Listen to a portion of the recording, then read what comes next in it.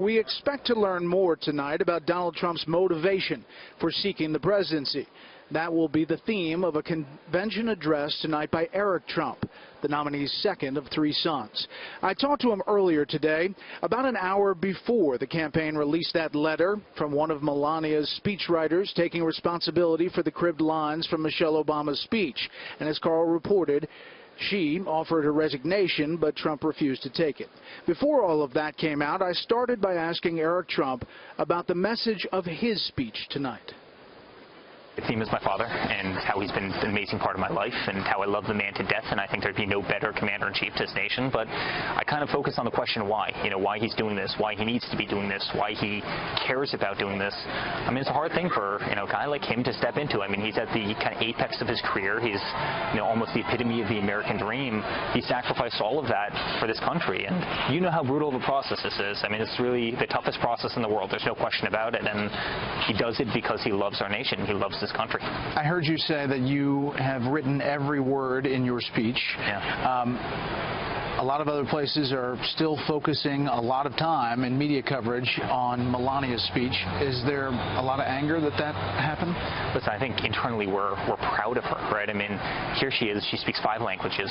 English is not her native tongue. She came out here and she killed it. She did such a phenomenal job. And so, honestly, I feel bad. I mean, I really, really feel bad. She came out here. She did her job. She did a phenomenal job. And believe me, it takes guts. I mean, you know this better than anybody doing what you do every day. To get on stage, being watched by a room like this and by 30 million people around the country, not speaking in your native tongue, it takes tremendous, tremendous guts. And so, she was elegant, she was poised, she was great. It's unfortunate. I mean, honestly, it's unfortunate. But we as a family could not be more proud of her.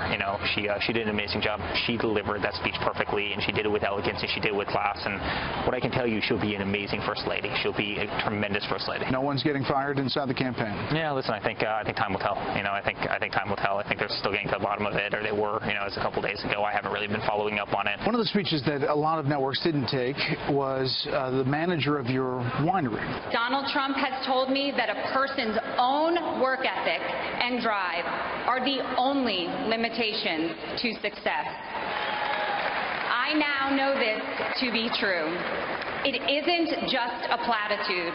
At Trump Winery, it is real. And I'll tell you, it is rare.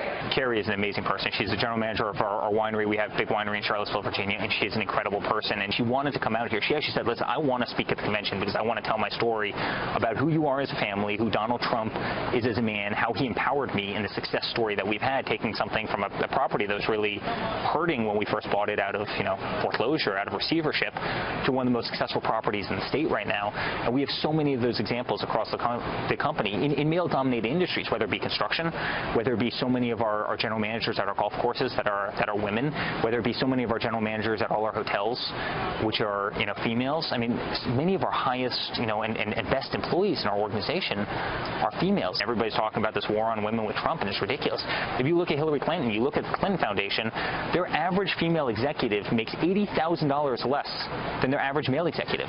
They take all their money from Saudi Arabia, a country that practices Sharia law, right, and where Hillary couldn't walk out on the street without a headdress on. I sense you get fired up when you talk about the Clinton Foundation, and you think that issue, perhaps even more than the email issue, should be litigated in the general election. That's what I sense when you talk about it. Listen, I just don't like hypocrisy. I'm not a politician. I'll never be a politician. I just don't like hypocrisy. If you're gonna preach something, you better practice it. We practice it, and Hillary preaches it, and that drives me absolutely crazy. And I think what happened with the foundation, I have a foundation. I'm on the board of St. Jude Children's Research Hospital. When you see the atrocities of what happened, with the Clinton Foundation, where countries like Saudi Arabia, while she's Secretary of State, is writing $35 million checks to a foundation, and then Bill Clinton is getting $400,000 speaking fees from his own foundation, it is sickening. It's abuse of this government.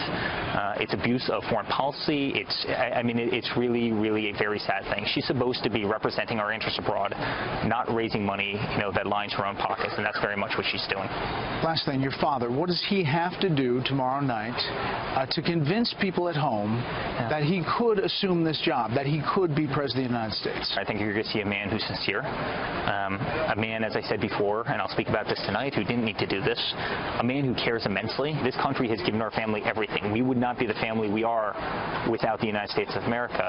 My father wants to go save a country that's quite frankly, just going down the tubes. It's going down the tubes because of improper leadership, and we have every advantage in the world. We have the smartest, we have the brightest, we have the best natural resources. We're the country that put a man on the moon in 9 years and 8 months. We can do these things. We can solve cancer. We can make that car that runs on water. We can do so many things as a nation if we actually have the proper leadership, and he's the right guy to do it. Good luck tonight. Thanks for coming by. Thank you, Bret. It's great being with you.